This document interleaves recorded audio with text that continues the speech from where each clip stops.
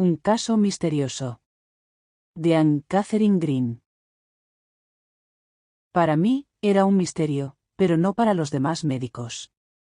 Ellos, como era natural, adoptaron la peor visión posible del asunto, y aceptaron la única solución que los hechos parecían justificar. Pero ellos, son hombres, y yo soy una mujer. Además, conocía bien a la enfermera, y no podía creer que fuera capaz de un engaño deliberado, y mucho menos, del crimen atroz que implicaba el engaño en este caso. De modo, que para mí, el asunto era un misterio. Los hechos, fueron los siguientes.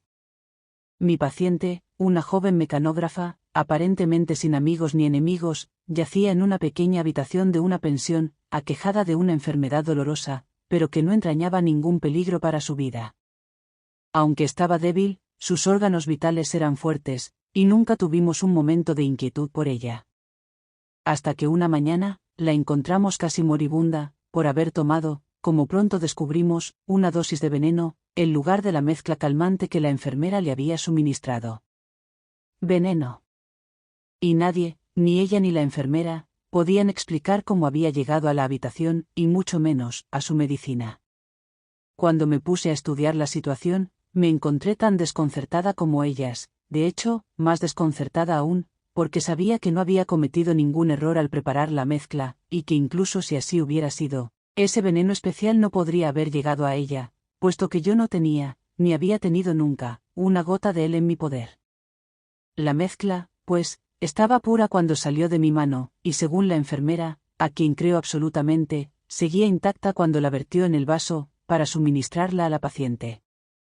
Y sin embargo, cuando, 2 horas más tarde, sin que ella hubiera salido de la habitación, ni nadie hubiera entrado, le administró a la enferma la medicina, el veneno estaba ya en el vaso, y la paciente solo se salvó de la muerte, gracias a las medidas más urgentes y enérgicas, no solo de su parte, sino también de la del doctor Holmes, quien, viviendo en una casa vecina, pudo acudir de inmediato, cuando la enfermera, en su prisa y perturbación, le pidió ayuda.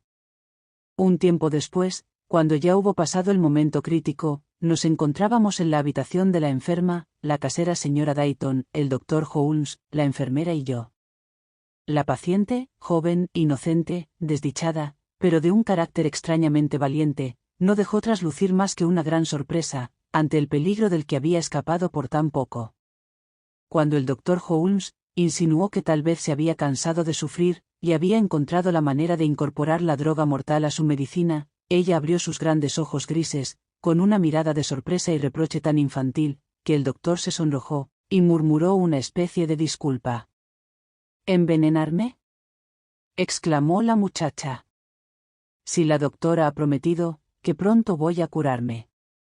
Además, no sabe usted, doctor, el horror que me produciría morir, sin haber saldado antes todas mis deudas.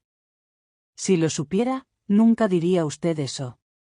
Al oír estas palabras, todos nos sentimos avergonzados, y miramos a la pobre muchacha con creciente interés.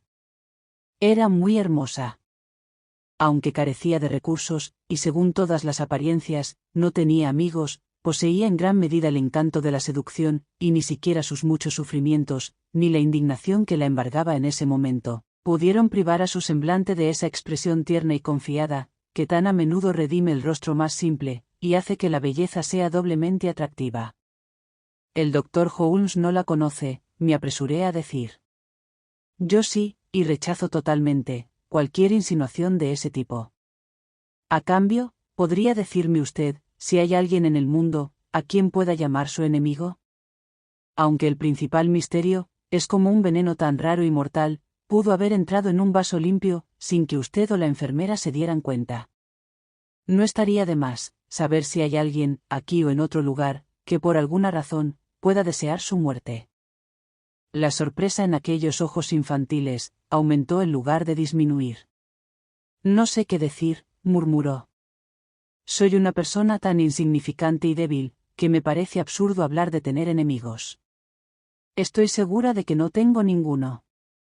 Al contrario, todo el mundo parece quererme, más de lo que merezco. ¿No lo ha notado, señora Dayton? La casera sonrió, y acarició la mano de la enferma. En efecto, respondió ella, he notado que la gente te quiere, pero nunca he pensado que fuera más de lo que te merecías. Eres una cosita preciosa, Adi. Y aunque ella y yo sabíamos que ese, todos, mencionado por la pobre muchacha, se refería únicamente a nosotros mismos, y posiblemente, al jefe de la oficina en la que trabajaba como mecanógrafa, no por ello nos conmovieron menos sus palabras. Cuanto más estudiábamos el misterio, más profundo y menos explicable se volvía. Y en verdad, dudo que hubiéramos llegado al fondo del asunto, si no se hubiera producido en mi paciente, una repetición de los mismos síntomas peligrosos, seguidos del mismo descubrimiento de veneno en el vaso, y la misma incapacidad por parte de ella y de la enfermera para explicarlo.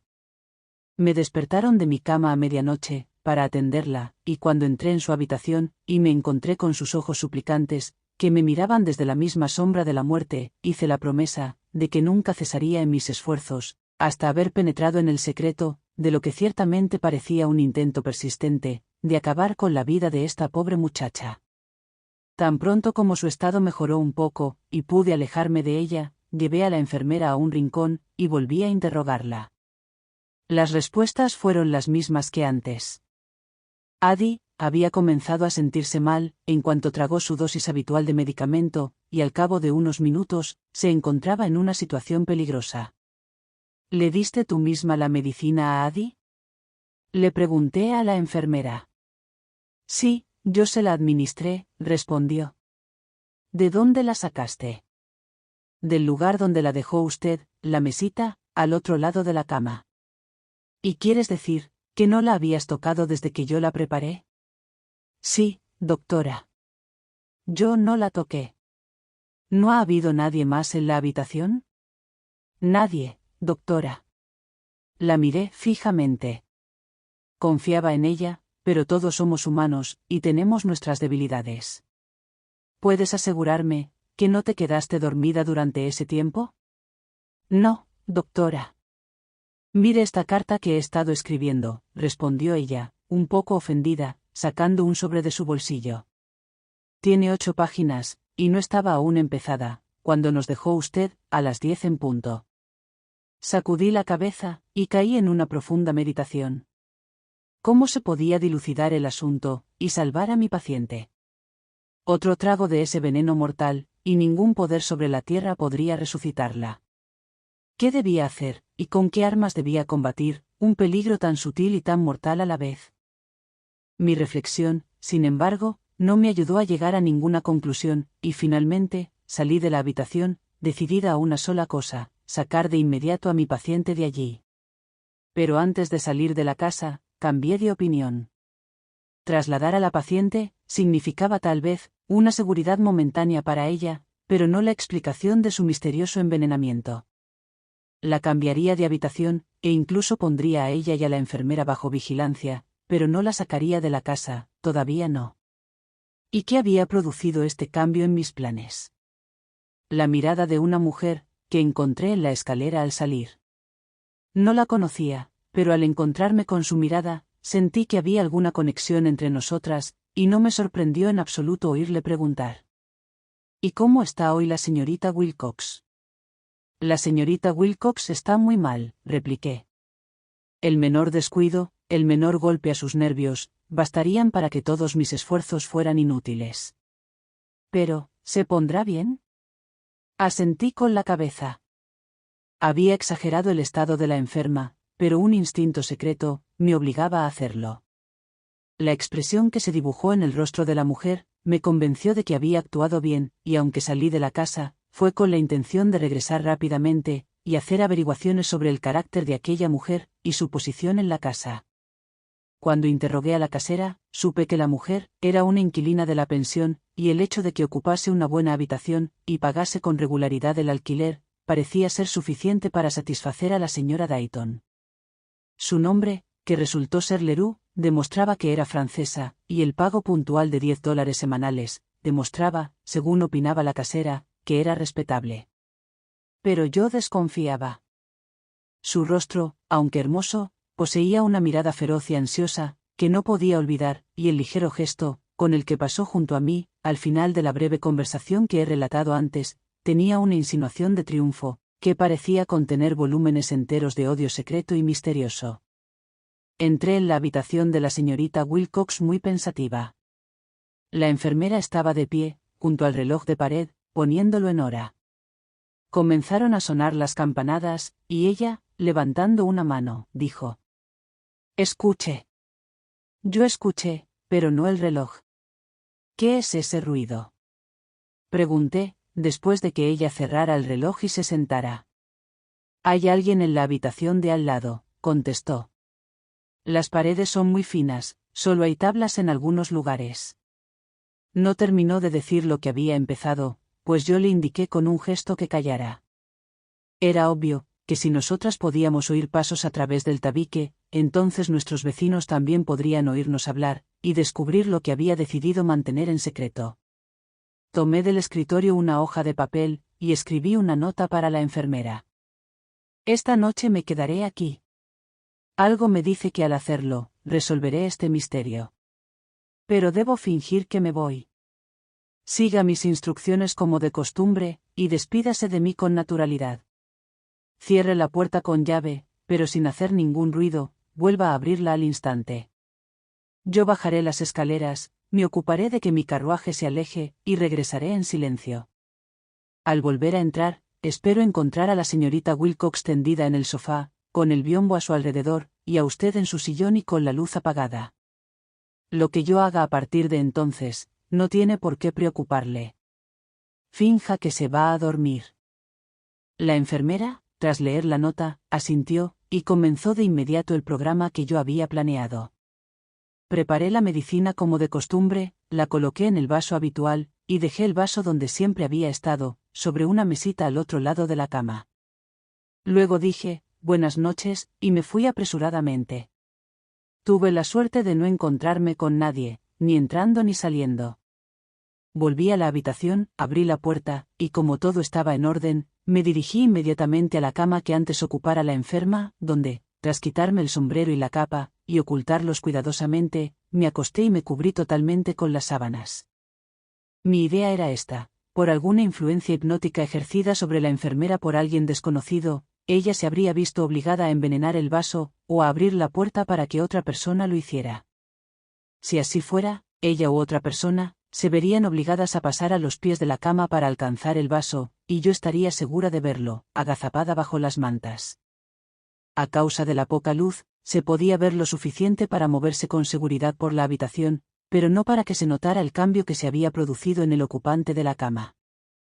Esperé con una ansiedad indescriptible, y más de una vez, creí oír pasos, o una respiración febril cerca de la cabecera de mi cama, pero no apareció nadie, y la enfermera en su sillón, no se movió. Al fin, me cansé, y temerosa de perder el control de mis párpados y quedarme dormida, fijé la mirada en el vaso de cristal, como si al hacerlo, encontrara un talismán que me mantuviera despierta. De pronto, ¿qué fue lo que vi? Una mano que se arrastraba, que surgía de la nada y no se unía a nada, que se cerraba alrededor del vaso, y lo alejaba lentamente, hasta que desapareció por completo ante mis ojos. Di un respingo sin poder evitarlo, pero no me moví. Sabía que estaba dormida y soñando. Pero no, me pellizqué debajo de la ropa, y descubrí que estaba completamente despierta. Y entonces, el vaso volvió lentamente a su sitio, la mano, una mano de mujer, volvió a colocarlo sobre la mesita de noche. De un salto, agarré esa mano, una mano viva, muy cálida, fuerte y feroz. El vaso cayó al suelo, y se hizo añicos entre nosotras. Se oyó un doble grito, uno desde detrás del tabique, a través de una abertura, por la que se había introducido esa mano, y otro de la enfermera, que se había puesto en pie de un salto, y me ayudaba a sujetar la mano que se debatía, y en la que un trozo de cristal había dejado una herida reveladora. Al ver la férrea presión que ejercía sobre ella, dejó de agarrarme de inmediato. «Espera», grité. Y saltando de la cama, me apresuré a ir primero hacia el sofá, donde estaba mi asustada paciente, a quien tranquilicé, y luego corrí al pasillo, donde encontré a la casera, quien, alertada por los gritos, venía presurosa a ver qué pasaba. «He encontrado a la asesina», grité. Y arrastrando a la señora Dayton detrás de mí, hice que ésta abriera con sus llaves la puerta de la habitación contigua, y me apresuré a entrar. Allí, encontré un armario, y metida en él, estaba la mujer que había conocido en la escalera, pero que ahora me miraba con una furia amenazadora, como la de un tigre. Más tarde, pude averiguar lo siguiente. Aquella mujer era la prometida del jefe de mi humilde paciente, el cual, quizás imprudentemente, había expresado ante ella en varias ocasiones su admiración por la bonita mecanógrafa. La señorita Leroux, al creer que éste podía albergar un interés amoroso hacia la joven, llena de celos, concibió un plan para deshacerse de la muchacha. Para llevarlo a cabo, se instaló en la misma casa que mi paciente, donde, de no haber sido por la afortunada circunstancia de que yo la encontrara en la escalera, sin duda habría llevado a cabo su objetivo, el asesinato vil y secreto. El agujero en el tabique lo había hecho ella misma, en un principio con el propósito de espiarla, pues al pasar ante la puerta abierta de la habitación de la señorita Wilcox, había descubierto que un tapiz de seda pintada colgaba sobre una de las paredes, de tal manera que ocultaba cualquier abertura que pudiera hacerse en el tabique. Más tarde, cuando la señorita Wilcox cayó enferma y descubrió, a través del agujero practicado en la pared, que el vaso con la medicina estaba colocado sobre la mesita de noche, justo debajo del tapiz, se le ocurrió la idea de que podría fácilmente coger el vaso e introducir en él un veneno. Nunca supe por qué no puso suficiente veneno en el vaso para matar a la señorita Wilcox de inmediato. Probablemente temía que la descubrieran. La parte más agradable de la historia es que al hacer lo que hizo, provocó el mismo suceso que había tratado de evitar. Ya que, cuando el caballero del que he hablado se enteró del perverso atentado que la señorita Leroux había cometido contra la vida de mi paciente, rompió su compromiso. Con el tiempo, nació en él un sentimiento amoroso hacia la joven señorita Wilcox, que finalmente culminó en matrimonio. Un matrimonio que, tengo todas las razones para creer, fue feliz. Fin. Gracias por ver este vídeo. Por favor, no olvides suscribirte, darle a me gusta, compartirlo y dejar un comentario. Si te ha gustado este relato, puedes encontrar más en nuestro canal, Homo Lector.